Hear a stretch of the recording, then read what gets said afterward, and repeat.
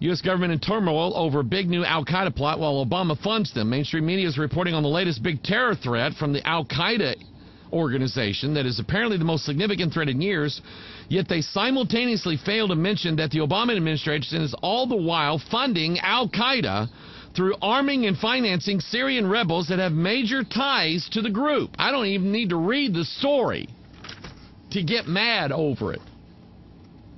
But that's what's being done. And then we have another article that goes along with it, exclusive. U.S. directs agent. Now, there's also another story that I'm ignoring. And it starts out like this. It starts out, NSA insider says that major plot to kill billions is imminent. I don't read stories like that. I don't pass them on for the mere fact that I could invent an insider. I could write something and say that I have someone on the inside in the NSA who gives me information. I could do that. I mentioned Roy. Roy and Bonnie, they have no children, so they have a nephew that is like a son to them. And he came and visited with them, spent a week there, came and attended church.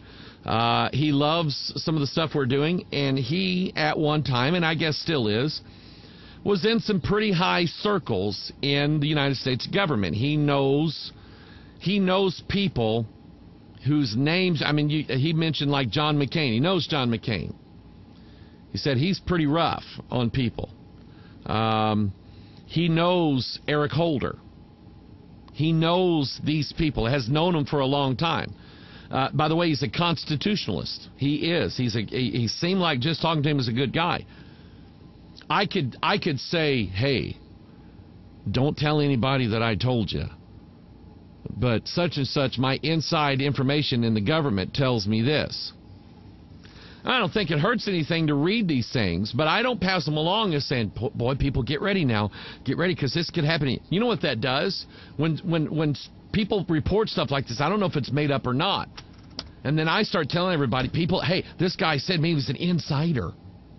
I mean, he's like right in the inside. He knows what's going on, and he's telling us, man, this whole stuff's going to happen. And then nothing happens. And then people are going, Hoggy, why did you tell us about Y2K and nothing happened? So I'm just careful, and I think you should be careful. I think you should prove all things, hold fast that which is good. U.S. directs agents to cover up program used to investigate Americans. The secretive U.S. Drug Enforcement Administration unit is funneling information from intelligence. This is from Reuters. I'm not saying that everything Reuters says is true, but at least there is documentation, supposedly. From intelligence intercepts, wiretaps, informants, and a massive database of telephone records to authorities across the nation to help them launch criminal investigations on Americans. Although these cases rarely involve national security issues, documents reviewed by Reuters show that, reviewed by Reuters show that law enforcement agents have been directed to conceal how such investigations truly begin, not only from defense lawyers, but also sometimes from prosecutors and judges. The undated documents show that federal agents are trained to, quote, recreate the investigative trail to effectively cover up where the information originated, a practice that some experts say violates a defendant's constitutional right to a fair trial. And I agree. If defendants don't know how an investigation began, they cannot know to ask to review potential sources of exculpatory evidence, information that could reveal entrapment mistakes or biased witnesses. And I'll say this, it dawned on me here, I don't know, a long time ago. I just think about things. You hear everybody talking about these evil, sleazy defense lawyers. He's a defense lawyer. Sleazy guy. Everybody's getting off now. No, I look at it like this. We are living in a time, unquestionably, of encroachment from government, the United States of America, and all of its resources that it has available to them. The United States government has what you would guess would be an unlimited budget. They can do practically whatever they want to. What does that mean? That means that if the government don't like you, they can throw you in jail, trumped up charges, have this mock trial, and it's over with for you. This is why I hate the Patriot Act, because it tears away at the fabric of what our founders thought was important. And that is that the government have a limited power. It has power, but that government should be limited.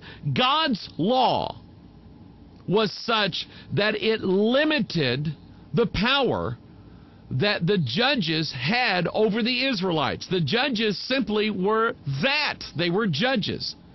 When a matter came up, the judge would hear the case. He would say, you know what, we've got 2 witnesses here. You're guilty of murder. He is to be taken outside the city and stoned.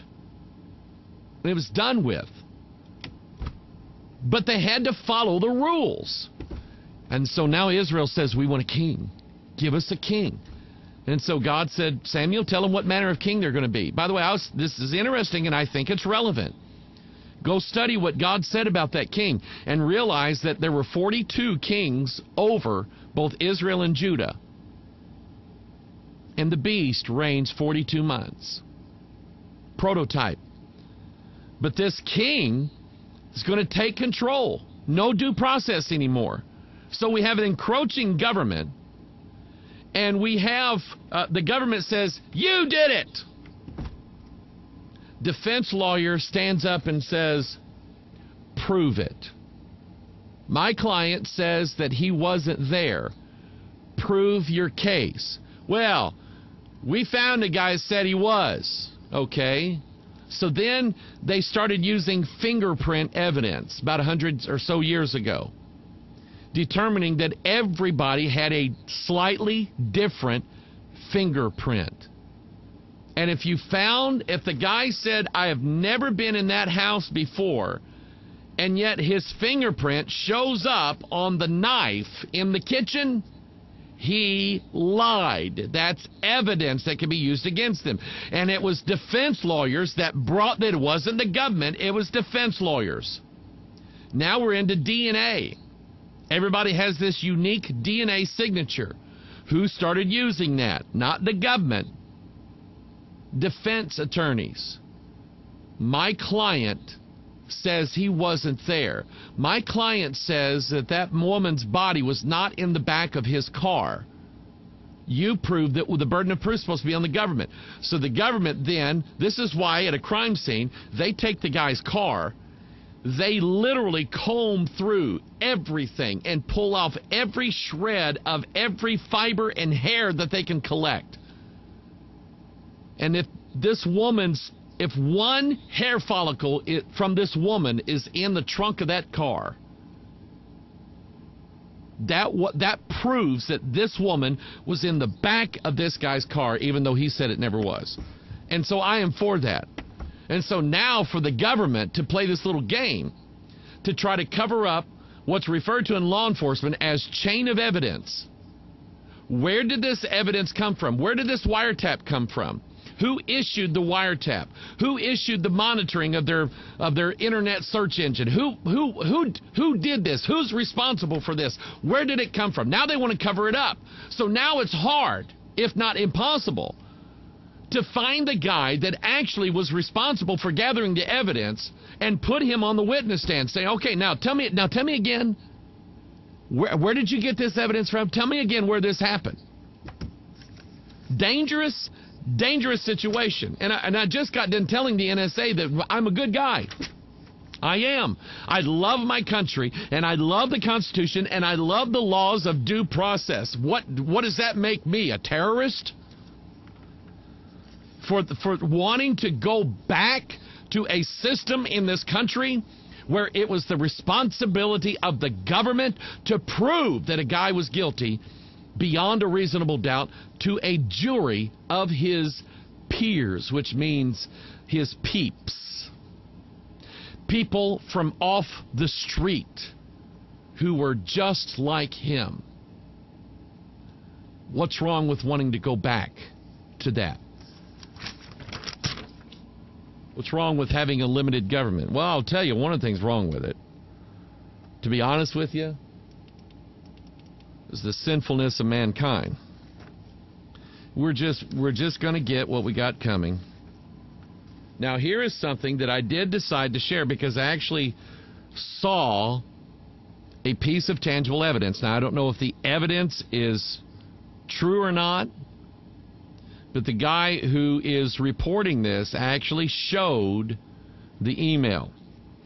Survival food company urgently contacted by FEMA, and they asked questions. This was from the IntelliHub.com. Recently, my friend Matt, the owner of MyPatriotSupply.com, was contacted by the Federal Emergency Management Agency by way of email, leading on that something is ready to pop off. Matt, being the patriot he is, immediately contacted me with this disturbing news. He even provided screenshots of the actual email sent by a FEMA representative. The names and revealing information have been blurred out. Now, it looked legitimate. I know Photoshop. I understand that, but it looked interesting. Matt of MyPatriotSupply.com wrote, "Here we are, August 2013, and FEMA once again is trying to buy up large stockpiles of food. And they don't want anyone to know it, and they want to take immediate delivery. I've studied history. That is what got me into preparedness in the first place. History has shown us, time after time, that those who depend on the government to come to their aid during a disaster are the ones waiting the longest for help. Sometimes help never comes or comes too late. I do not believe these critical emergency food supplies should be in the hands of government, stored in some secret warehouse only to be brought out and distributed to their own agencies first, with the rest of us getting table scraps long after we need it." I would tend to agree with him. But anyway, apparently, I don't see if I can pull this up again. I wanted to read the email that the guy got. I'm thinking Michelle sent that to me, didn't you? Did you send that to me, Michelle? She sent the Frankenbull and the car dealership, and I don't see it. Where did I see it? Anyway, can't find it. Never can find what I want. But anyway, check it out on your own. We'll see if it's valid or no. As I said earlier, we had a outstanding Bethel homecoming. I want to encourage you to please make preparations to attend the 2014 Bethel homecoming. Hopefully you won't regret it. I'm just overwhelmed at the people that came, the lessons that God led me to teach. I felt like God was leading in that direction, and that's the direction I went, and it was such a blessing because as soon as I